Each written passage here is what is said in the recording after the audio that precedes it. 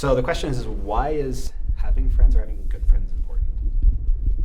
Having good friends definitely, like for good influences. You don't want bad influences in your life sometimes. Okay. Sometimes for me, making good friends is like having a good feeling about them, because you don't want to be around someone when they have a bad energy. Okay.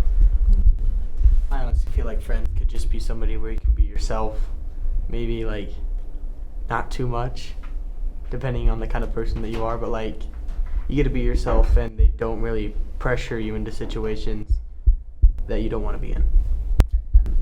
Yeah, like you could be yourself. You could be weird like me. You could be funny. I had a leader when I was growing up who would always talk with us, and he said something that stuck with me for a while, and it was that you show me your friends and I'll show you your future. And the concept there is simply that your friends are who you're going to model yourself after. You're going to try to be like them. You're going to hang out and be cool and do what they want to do, right?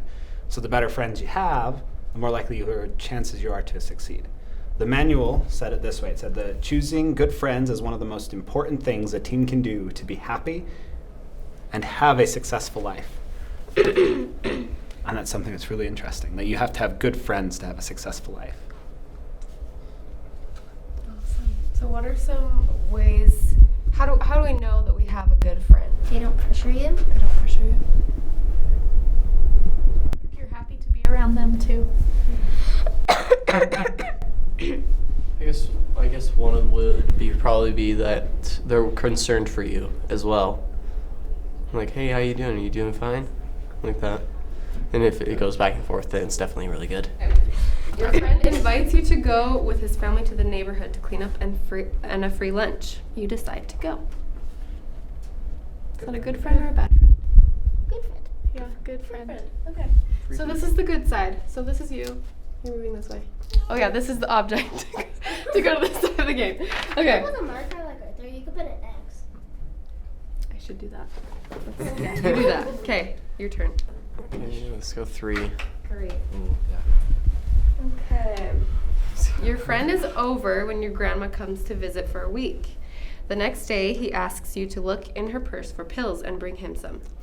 He keeps pestering you about it, so you decide to do it. Your parents find out and ground you. Oh, That's a very bad friend. You guys are coming this way. I'm sorry. Aw. oh my goodness, it's... So like it's just a luck game, picking the right number. I in a guess. way. Okay, All your right. turn. All right. Oh, okay. 1, 2, 3. 4.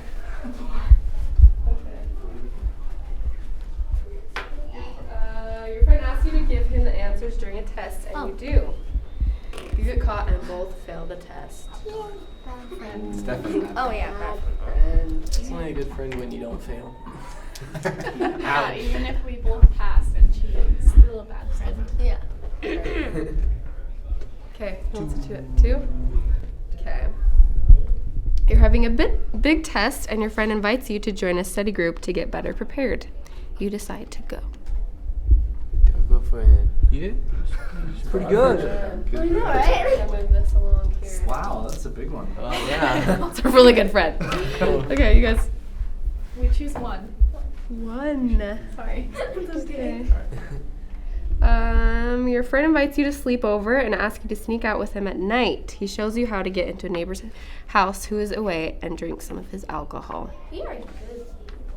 Oh, I found the cab. That's not a good person, that's a bad friend. Bad friend. yeah. Bad friend. Darn it, that friend. Okay, so how does this relate to your life? A big reality of it is the fact that like whether they're a bad person or not, we see them as our friend and we care about them regardless of their decisions. And if they decide to do something like that and they want you to do it along with them that's not very smart or wise and could get them into major trouble, a lot of people just see past like all that bad stuff and they're just like, oh, they're my friend, they want to do something with me. And it's kind of a big part is just looking past that and seeing what the real reality is. Sticking to your values rather Yeah. than just.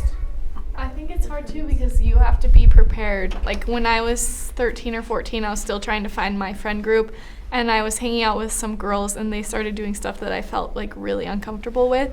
But luckily, like I had a code with my mom, and I called her, and just like she came and got me. And I think they like made fun of me because I was like scared of what they were doing, but I found better friends, so it was good. My older sister, Morgan, she went to this choir concert in Las Vegas with her good friends, and they were all like separating, like playing games and everything, and my sister Morgan did something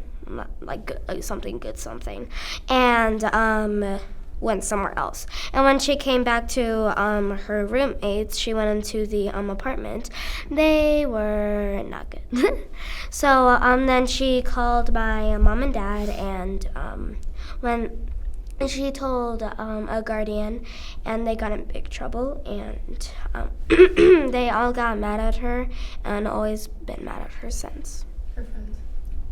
Yeah, sometimes it's hard to take that stand because you won't always be popular with that decision. Definitely difficult. I liked how in her example she gave, if you notice, you went ahead with the decision even if you didn't agree with it. Your friend encouraged you to do this, so you did this. I think that really ties back into why choosing good friends are important, because you're more likely to go with a friend than if your brother says, hey, will you give me the answers to this test? Or if your sister's, hey, I need the answers off your paper. You're less likely for them than your friends to help them out.